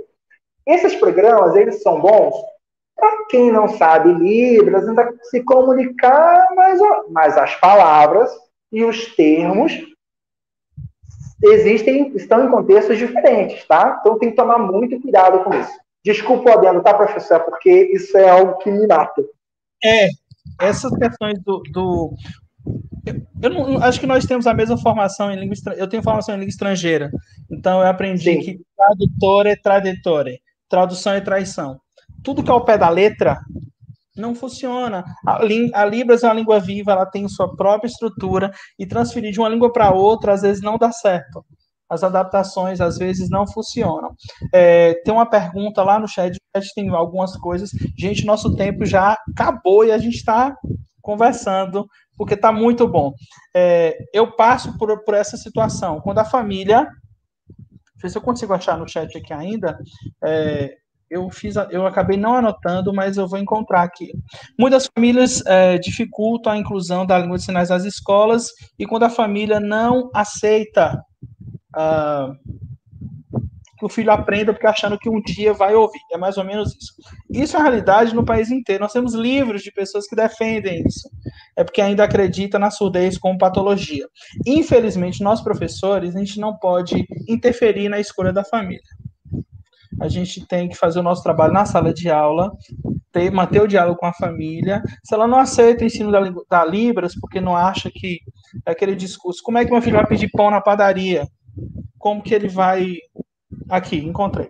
Muitas famílias dificultam a inclusão da língua de sinais nas escolas, acham que seu filho vai ser menosprezado pelos demais por conta da deficiência. É porque vê a deficiência como doença, isso é terrível. Que está evidente quando se tem um intérprete. Isso, além disso, tem a questão, tem o outro comentário anterior, quando não aceita a Libras, não aceita. A gente não pode... A gente tem que lembrar que mesmo que a gente defende a bandeira, nós temos as nossas limitações. A gente tem que saber onde parar, até mesmo por questões legais para não entrar. Quem vai fazer essa parte? Aqui, ó. Tem famílias que não aceitam o ensino de Libras, mesmo com muito diálogo, pois acreditam que o filho ouvirá. Como proceder? Entregue na mão da assistência social. Entregue na mão da coordenação da escola. A gente não pode... Já somos chatos naturalmente quando defende essa bandeira da inclusão. Infelizmente, a gente tem o nosso limite.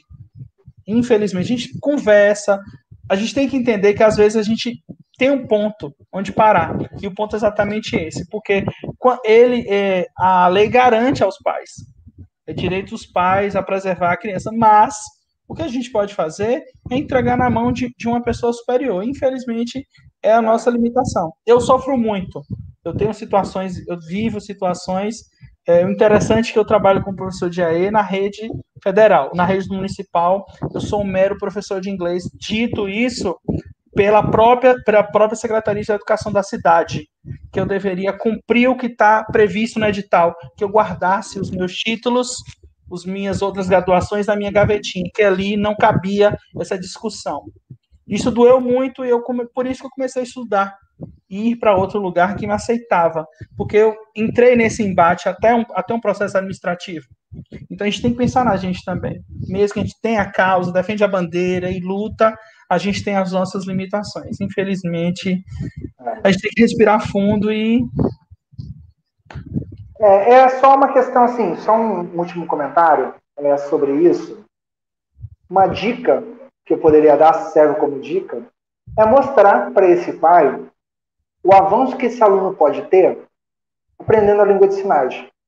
Eu tenho uma amiga que o filho dela é autista não verbalizado. Alguém comentou sobre isso. E toda vez que eu encontrava com ele só sorria para mim. Só sorria. Aí eu comecei a me comunicar com ele em língua de sinais. Primeiro, na comunicação total. Falando, oi, tudo bem? Aí comecei. Aí com o tempo, aí teve um dia que eu fiz só oi para ele. Aí ele levantou a mão, oi, me respondeu. Teve insight, né? Teve insight. Aí a mãe dele olhou aquilo, chorou horrores na hora, porque o filho dela estava se comunicando. Aí ela viu que o filho dela conseguia se comunicar através da língua de sinais. Aí eu comecei a mostrar umas estratégias para ela, de imagem, né? Imagem, sinal. E depois o menino, ele não ficou fluente, mas a comunicação dele em língua de sinais foi. Porque o problema dele era, ele só não falava. Tá? Mas é muito complicado isso, dá umas 2 horas, 5 horas de aula. Eu só vou pedir, mesmo estando à frente do curso, nós temos direitos, os alunos têm direitos autorais aos vídeos. Nós produzimos alguns vídeos dos alunos da sala multifuncional do IFBA para mostrar a evolução, até mesmo para os pais entenderem como que eles evoluíram na língua de sinais, e até mesmo criticando a escola, criticando o ensino. Foi bom para nós, professores, ver a opinião deles, e a gente vê a evolução. Os alunos do curso do SAE, se o aluno permitir, nós vamos liberar os vídeos para vocês assistirem, até mesmo para poder compartilhar com pais que não concordam com a Libras, para você entender, eles contando o avanço antes e depois do atendimento, antes e depois da Libras e do mundo em silêncio. É muito interessante. São vídeos curtinhos de 5 minutos. Esse aluno ele faz esse relato em 2 vídeos. Nós passamos a semana inclusiva do campus, ele cedeu o vídeo, porque como o vídeo é gravado em minha aula, tem aquela questão da privacidade do aluno. Ele só pediu para que a comunidade tivesse acesso. Se ele permitir, mais uma vez, eu posso compartilhar com os alunos do curso, ou em outro momento, quando discutir o módulo de surdez, quando discutir a questão do ouvinte surdo, a gente passa esse vídeo aqui no café, porque muitas pessoas ainda não estão matriculadas ou não estão fazendo o curso, mas estão participando. O nosso tempo já estourou, eu creio. Foi muito bom. Tem uma pergunta aqui, tem mais alguma? Eu vou solicitar depois, nós vamos nos reunir, fazer um feedback desse primeiro café, vamos disponibilizar os horários e os dias, a programação, porque cada café é um tema. Cada módulo do curso, nós vamos discutir uns temas mais polêmicos, mais importantes, para fazer esse encontro aqui, para a gente abrir as nossas mentes e os nossos corações também. Gente, eu agradeço muito. Primeiro, no chat, professor, rapidinho, no chat estão pedindo para colocar o link do meu e-mail e do link para download. No final do vídeo, eu acho que vai passar um card, eu acho que um card de 1 minuto, que tem o meu e-mail e tem o link, o meu e-mail e o meu Instagram. Só mandar um e-mail que eu mando para vocês, eu também disponibilizo, só entrar em contato. Só antes de encerrar, aos alunos do curso do SAE, como eu tinha dito anteriormente, só vou repetir rapidinho, muitos alunos não prestaram atenção. Durante a inscrição, solicitava que o e-mail fosse Gmail, né? Muitos alunos não colocaram CPF, RG, comprovante, o endereço completo. Essas inscrições ficaram incompletas durante um tempo e a equipe que organiza, que gerencia as salas, entrou em contato com 1 a 1. Olha a caixa de e-mail, de spam, direitinho, para poder confirmar. Os que não entregaram, não colocaram o e-mail Gmail, tiveram tempo para poder enviar esse e-mail para a equipe da Realize, que trabalha conosco aqui no IFBA, para poder fazer esse cadastro. Por isso que muitos não receberam o caderno de programação. Uns receberam, outros não. Mas podem ficar tranquilos, até o dia 14, 16 por aí. Dia 16, todo mundo vai receber esse caderno de programação com a data da live, com material, com a explicação do curso, qual é o objetivo do curso, para quem ainda tem com alguma dificuldade. Então, lá vai estar tudo datado, o horário de cada aula, como funciona, como acessar o material. Então, assim, aqui, o Tamires acabou de me informar que todos enviaram o e-mail, as contas de e-mail. Perfeito. Gente, eu estava de férias até hoje, eu voltei para compartilhar esse café. Eu estou como à frente do curso, juntamente com a professora Viviane e a professora Kelly, que nos próximos cafés vamos fazer o revezamento. Alguns não receberam o caderno, vamos reenviar novamente, sem nenhum problema, tá? Então, quem não tem conta Gmail, atualize. Muitas contas foram canceladas. Quem fez a inscrição do curso acabou perdendo a garantia do curso, porque estava previsto em edital esses critérios. Então, tem que ficar um pouquinho atento, prestar atenção direitinho para poder fazer esses preenchimentos, tá? Qualquer dúvida, aí, muitas pessoas não receberam, mas pode ficar tranquilos que até essa semana os cadernos serão novamente reenviados. Até mesmo outro, me perguntaram, o curso começa dia 15? Não, o curso começa em fevereiro. Nós temos um café na próxima semana. Então, 2 vezes ao mês, teremos 2 cafés temáticos, tá? Eu vou passar a palavra para o professor Ted para ele encerrar com a gente. Eu agradeço imensamente a Ted por aceitar a proposta, aos nossos intérpretes, Márcia, Ramires e Fábio, as meninas da Realize, Tamires, Simone e Gisele, que estão arrebentando. Estão aqui no backstage, aqui, controlando, passando os informes. Tem várias telas, a gente está acompanhando. Tem outra observação aqui. Essa semana, eles estarão recebendo o convite para acessar as salas de aula no Google Classroom. Então, ainda essa semana, todo mundo recebe a programação e o acesso às salas, ok? Então, mais uma vez, obrigado a cada um de vocês, né? As 198 pessoas que participaram durante o nosso primeiro café inclusivo. Os temas dos cafés estão todos lá, temáticos, mas qualquer ideia, qualquer pergunta, dúvida e sugestão, encaminha para o e-mail da gente, institucional, tá? Quem tem acesso ao site do curso, o site do curso é cursos,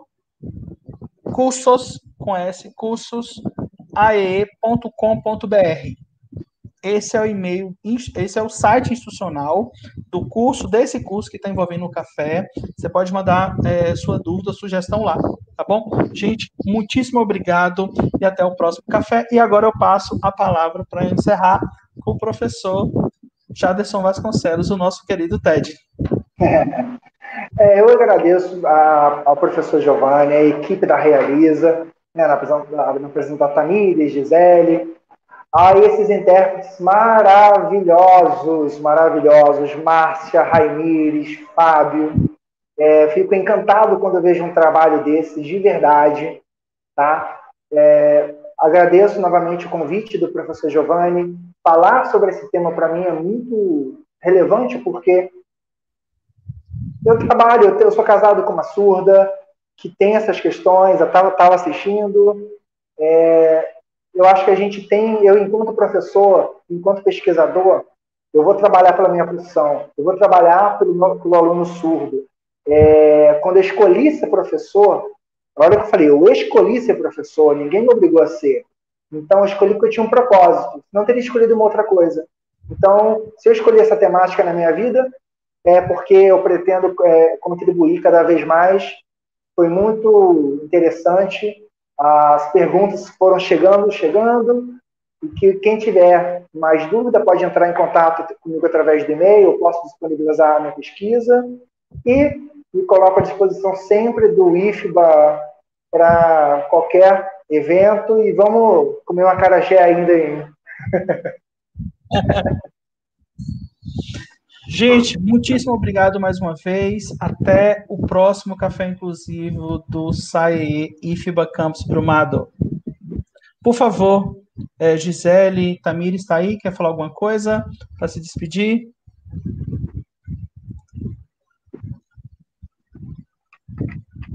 Pronto.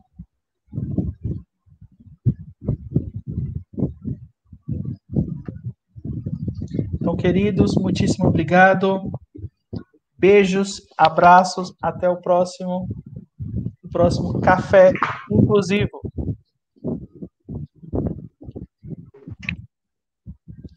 Obrigado.